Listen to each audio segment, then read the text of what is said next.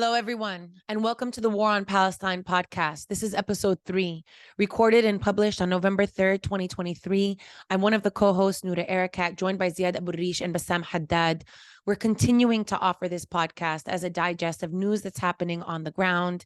This war on Palestinians, this genocide continues unabated.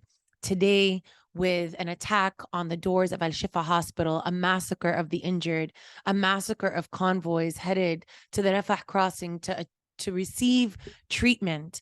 And so we understand it can be overwhelming, the emotional toll, the amount of news, the geopolitical developments, what's happening at the UN and the diplomatic front, what's happening within the United States and in Congress across the media landscape, what's happening with grassroots activists who have only increased their resistance and their voice, their takeovers and their efforts to shut it down, to say no, to say no, to say enough, to say ceasefire now. We are offering this as a resource to help mitigate the burnout at the moment, to consolidate this information so that you can pace yourself, so that you do not tire and continue to agitate, to end the genocide, to demand a ceasefire, and to continue to push for the decolonial efforts that Palestinians have insisted upon. Once again, while the impetus for this program was the dramatic escalation of Israel's violence in the Gaza Strip, we want to emphasize, as we have individually done so elsewhere, that Israel's campaign against the Gaza Strip is not Gaza specific. It is Palestine specific. In the end, what is happening in the Gaza Strip today is an intensification of the decades of settler colonialism and apartheid practices of the Israeli state, even if by many accounts one of its most violent iterations ever. Let us now turn to the details of this most recent iteration with Ziad. As listeners might be aware, Israel began a total assault on the Palestinians of the Gaza Strip on October 7, 2023. This involved converting its 17-year blockade of the Strip to a total siege, cutting off electricity, potable water, and the movement of international aid. 2.2 million Palestinians live in the Gaza Strip. Over 70% of them are refugees or descendants of refugees from the 1948 ethnic cleansing of Palestine. Over 45% of the Palestinians living in the Gaza Strip are children, and over 80% of the 2.2 million Palestinians living in the Gaza Strip were dependent on international humanitarian aid to meet their basic daily needs before October 7th, as a result of Israel's blockade and other policies. The Israeli military has reinforced its total siege of the Gaza Strip with a continuous campaign of the indiscriminate bombardment by means of artillery, drones, and fighter jets. Israeli bombardment has damaged or destroyed over 40% of housing units and over 40% of educational facilities. It has also destroyed or damaged 11 bakeries, 21 hospitals, 52 mosques, and 7 churches. The 13 remaining functional hospitals have warned they will shut down in a few days due to running out of fuel needed to operate their generators in the face of Israel's electricity blackout of the Gaza Strip. Israel has further issued evacuation orders to all these hospitals, the medical staff of which have refused to obey given their commitment to treating the wounded, let alone the ill and the newly born. At least 350,000 non-communicable disease patients, 50,000 pregnant women, 1,000 kidney failure patients, 9,000 cancer patients, and 130 neonatal newborns in incubators are at a significant elevated morbidity risk due to these conditions. As of November 3rd, the UN Office for the Coordination of Humanitarian Affairs reports that the Israeli bombardment of the Gaza Strip since October 7th has killed over 9,257 Palestinians, injured over 22,911 Palestinians, and displaced over 1.48 million Palestinians of the 2.2 million Palestinians living in the Gaza Strip. In addition, in the West Bank and East Jerusalem, Israeli military and settler violence have killed over 143 Palestinians, injured over 2,247 Palestinians, arrested over 1,000 Palestinians, and displaced over 1,000 Palestinians through confiscating or demolishing their homes. Since October 26, the Israeli military has been in what it identifies as the second stage of its military assault on the Palestinians of the Gaza Strip. This includes several ground incursions from the north and northwest of the Gaza Strip. Analysts have noted that the Israeli military ground strategy is to cut off Gaza City and the remaining part of northern Gaza from the rest of the Gaza Strip, as it then attempts to militarily take Beit Hanun and Beit Lahya before attempting to besiege and then take Gaza City itself. In fact, the United Nations has warned that the Israeli military ground incursions have brought to a halt the movement of any relief for the 300,000 internally displaced Palestinians in northern Gaza. On November 3rd, for the third day in a row, the Rafah crossing between Gaza and Egypt temporarily opened, allowing for the evacuation of 300 to 400 foreign passport holders. Also on November 3rd, 47 trucks carrying humanitarian supplies crossed from Egypt into Gaza through the Rafah crossing. This amount represents just over 8% of the daily aid that entered into the Gaza Strip before October 7th, and does not include any fuel.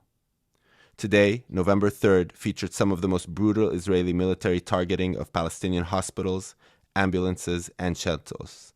The United Nations Relief and Work Agency, UNRWA, decried the targeting of their shelters and have announced that they are no longer able to provide aid or shelter in northern Gaza and no longer have access to accurate statistics given the intensification of the Israeli ground incursion into the area.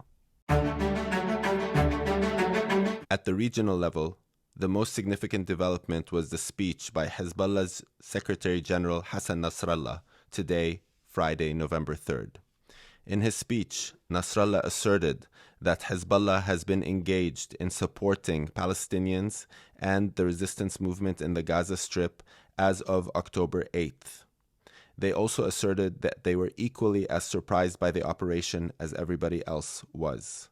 What most listeners were looking for is to understand if Hezbollah would announce a new phase or new stage in its engagement with the Israeli military since October 8th. Secretary General Hassan Nasrallah had indicated that Israel had failed to achieve any of its military objectives in the Gaza Strip, and that Hezbollah's engagement with the Israeli military across the Lebanon-Israel border was meant to support Hamas and other resistance groups in the Gaza Strip. In other words, for the time being, Hezbollah has no intention to escalate its operations across the Lebanon and Israel border. However, it did warn the United States that any preemptive strike by the United States or Israel on Hezbollah in Lebanon would result in dire consequences for both of them. At the grassroots levels, major efforts are pouring into the planned march in Washington, D.C. for Saturday, November 4th, where other protests are also planned for major cities around the world. We also have begun to see mobilizations at municipal levels in various U.S. cities. Richmond, California, and Providence, Rhode Island passed city council resolutions calling for a ceasefire, reflecting the growing demands articulated by a majority of people in the United States. Also important was the occupation of 30th Street train station in Philadelphia by Jewish activists and their allies, opposing the Israeli onslaught of the Gaza Strip and calling for an immediate ceasefire. Thank you, Ziad. We will now move to Noura, who will tell us about the US, the UN, and the ICC. On November 2nd, a group of UN experts issued a statement warning that the Palestinian people are at grave risk of genocide. They went on to say that the time for action is now. Israel's allies also bear responsibility, end quote. At the more diplomatic front, the government of Jordan, Chile, and Colombia have withdrawn their ambassadors from Israel in protest over the Israeli besiegement and bombardment of the Palestinians in the Gaza Strip. In the United States, the Center for Constitutional Rights, together with the National Lawyers Guild, has sent a letter to every member of U.S. Congress informing them of the risk they face by not calling for a ceasefire and by sending over more military support for Israel's aggressions. They have warned them that genocide does not have a statute of limitations and can be prosecuted indefinitely at any time, provided them with the legal notice that what they do has legal consequences. In the US, Policy. U.S. Secretary of State Anthony Blinken headed to the region to meet with Israeli and Jordanian officials. He claimed the goals of his visit were to do what he can to alleviate the humanitarian situation and prevent an eruption of a regional war.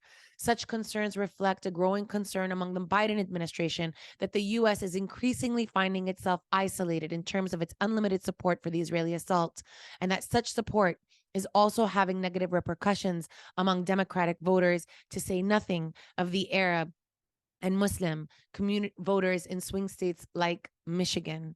We have seen in the United States that 66% of Americans support a ceasefire, that 90% of people aged 18 to 35 oppose what President Biden is doing. We have seen that the Biden administration is coming up short in order to explain how it is that Israel, on 27 days of bombardment, of dropping 1.5 times the amount of nuclear weapons of what was dropped on Hiroshima, has failed to achieve any of its stated military objectives. It has just begun its ground invasion, and at best, has extracted a single captured soldier.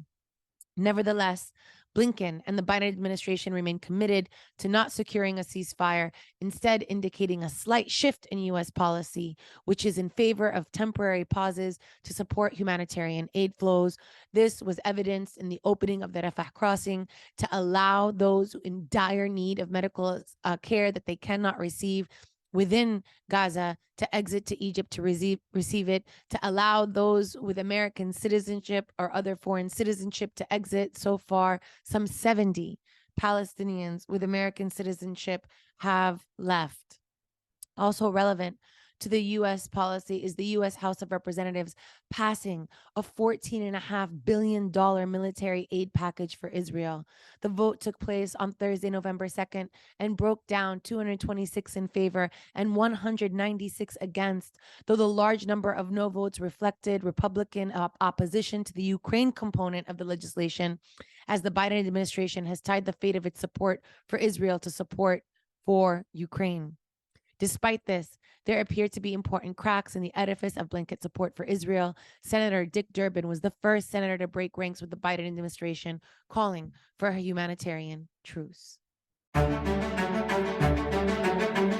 Thank you, Noura and Ziad. This concludes our November 3rd, 2023 episode of the War on Palestine podcast, a regular program of approximately 20 minutes comprising updates on what is happening on the ground in Palestine, as well as some focused analysis on how to make sense of those developments. Today's episode was hosted and produced by myself, Bassam Haddad. It was written and presented by Ziad Abu-Rish and Noura Erakat. Research for this program was conducted by Alkhatib, Mayss al-Alami, al-Yahya, Raneem Ayyad, and Alaa Attiah Mitwali. Find out more on PalestineInContext.org, and we hope to speak with you soon.